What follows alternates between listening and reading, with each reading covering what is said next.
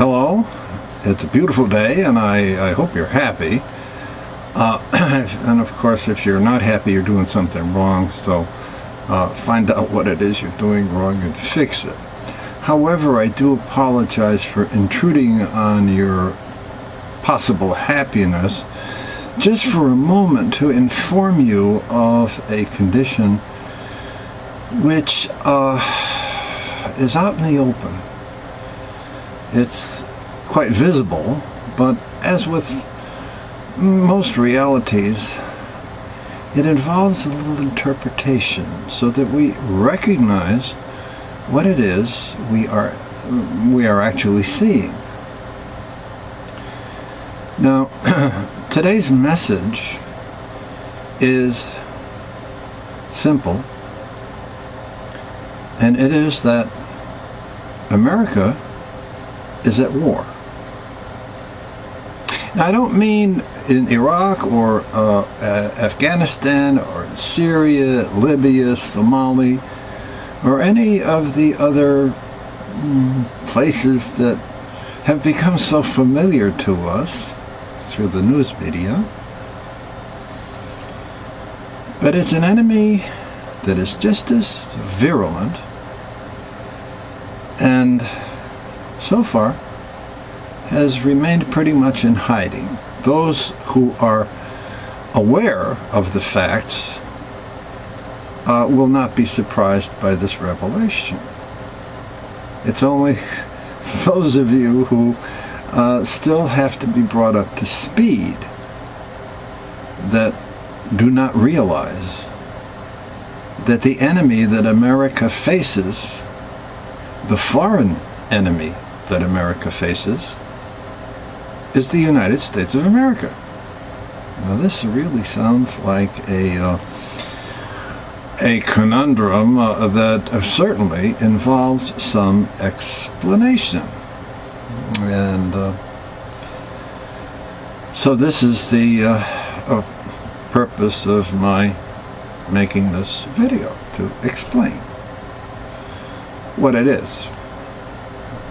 And we have to go back into history that for a long time has been hidden, but has been, ever since 9/11, which has been bandied about quite a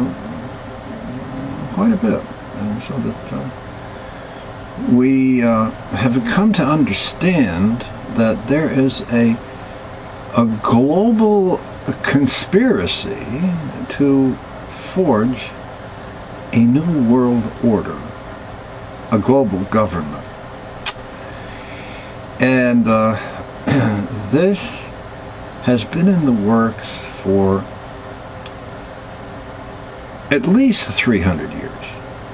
And it's been putting itself together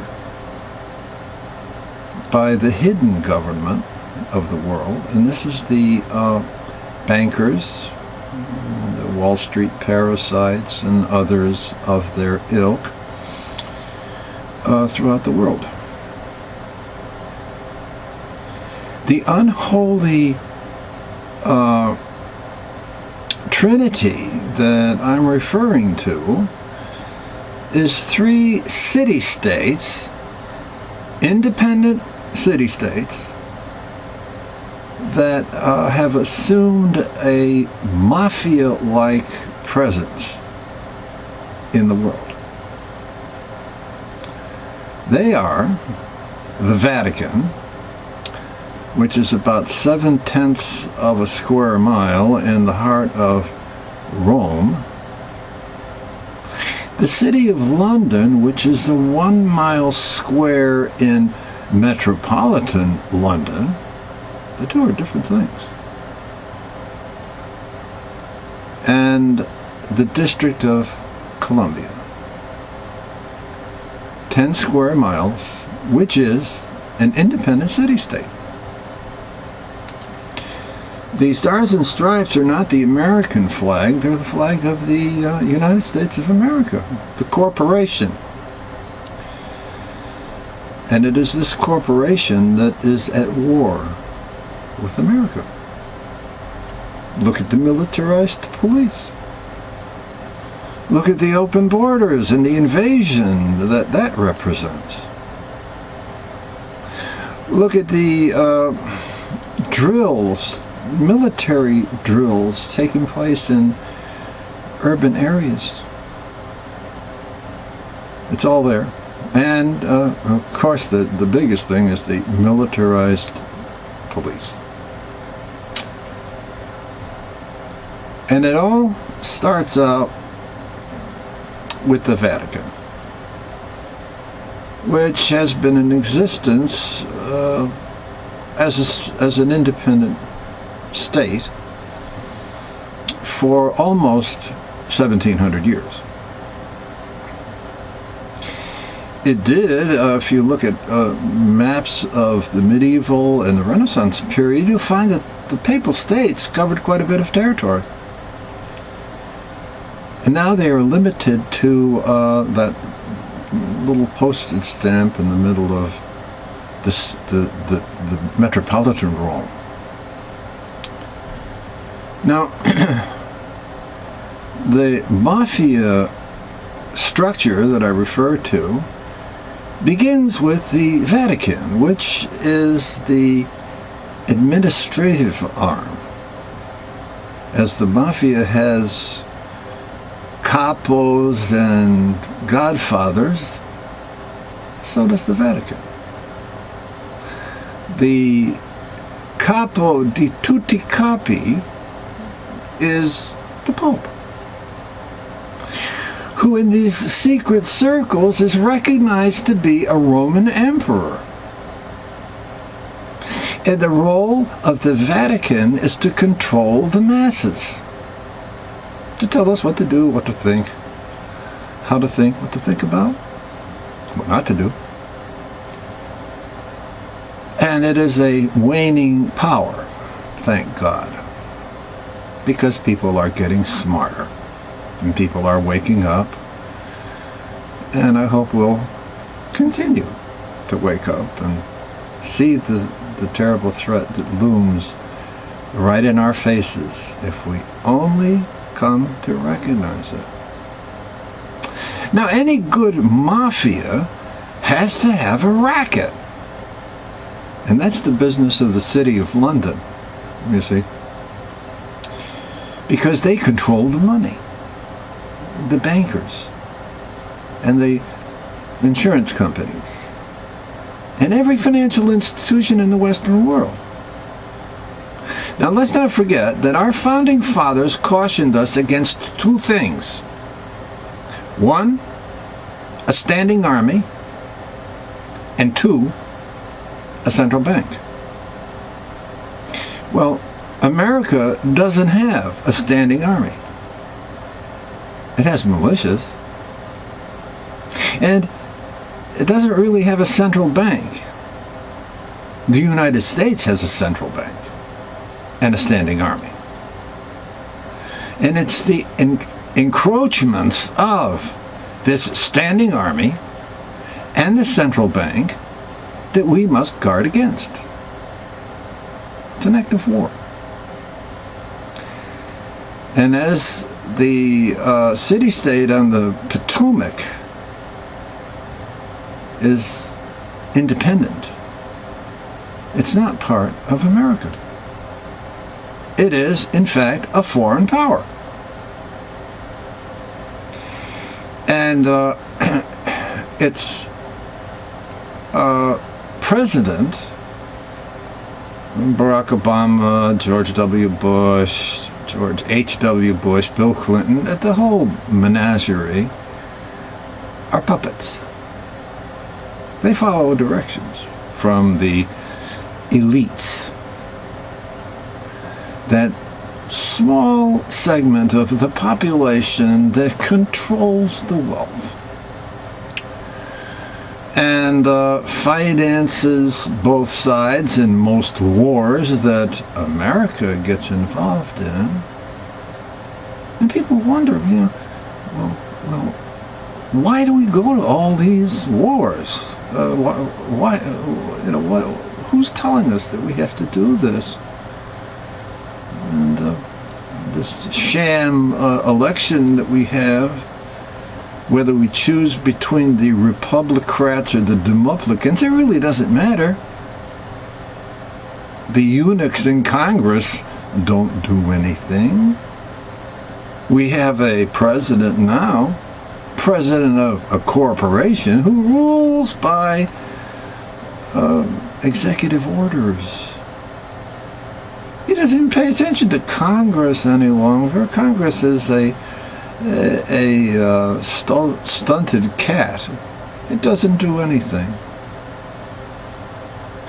But it also plays a very important role in this global mafia.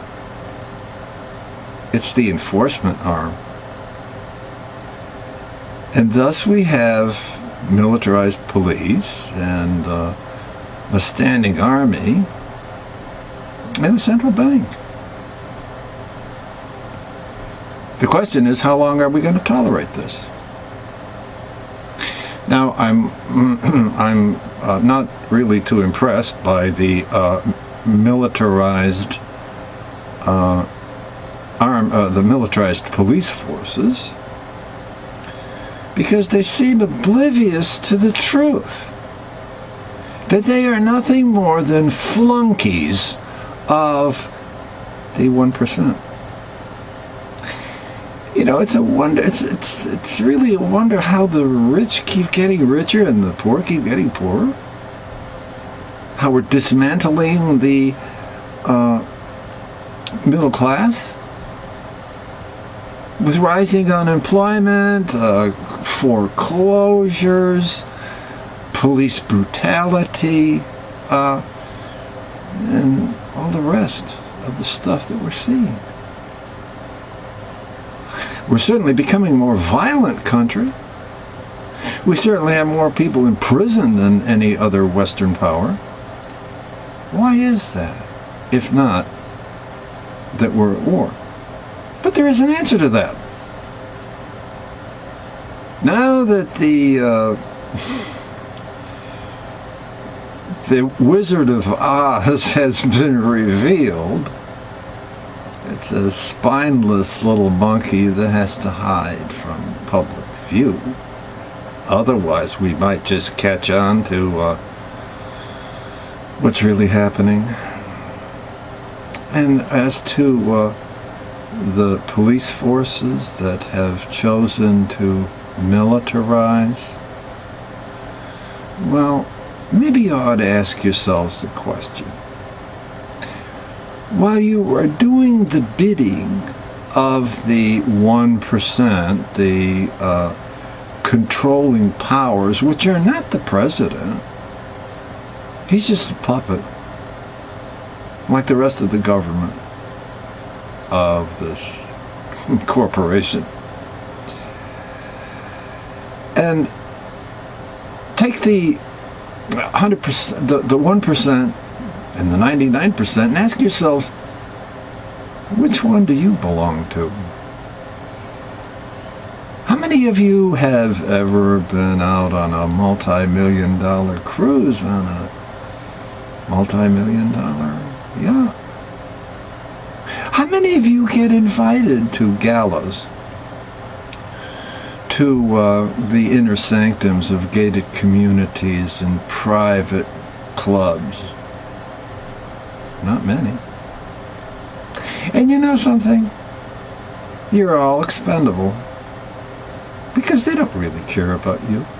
As long as you do your job, just like two-legged Dobermans, then you continue to collect your blood money. But if what I'm saying is true, and I really don't see that it isn't, then you are not law enforcement people. You're collaborators. You're collaborating with the enemy that is trying to take our beloved land apart. You know, a citizen of the United States of America doesn't have any constitutional rights. Did you know that? Oh, no. The Constitution applies to we, the people, we Americans, who are really quite apart. Not at all members of the elite class. So here it is.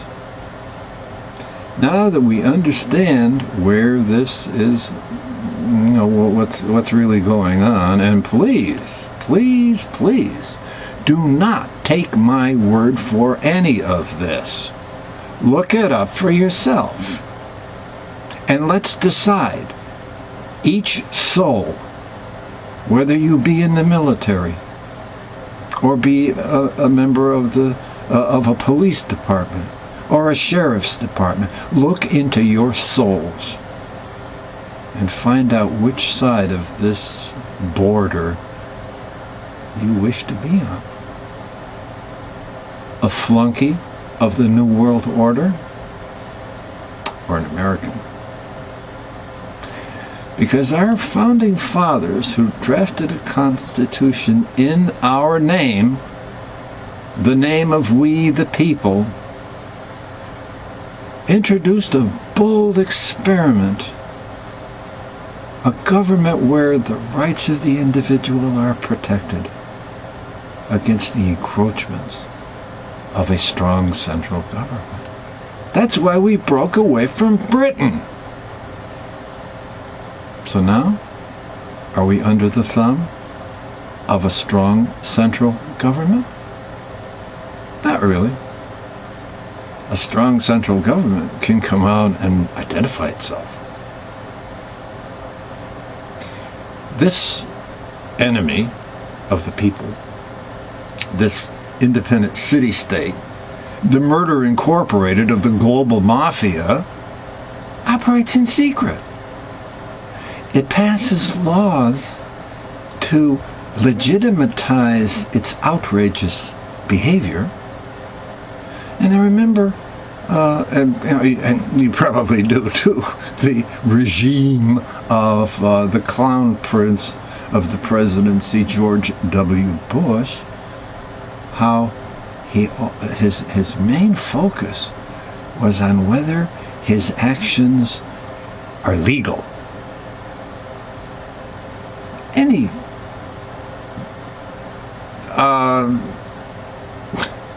Any thief, any tyrant tries to make sure that at least his actions are, by some definition, legal.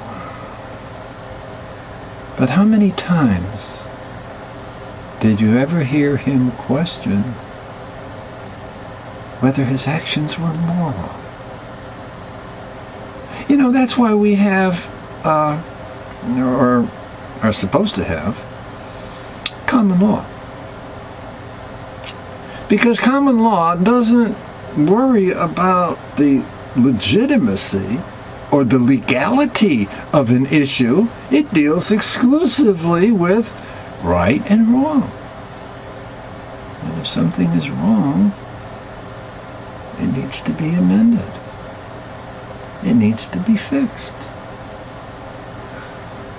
Now, I'm going to close now with a salute to the sheriffs, who are under the Constitution, the true law of the land, and to hope that this revelation and whatever research you do yourself, don't take my word for any of this. Jordan Maxwell is a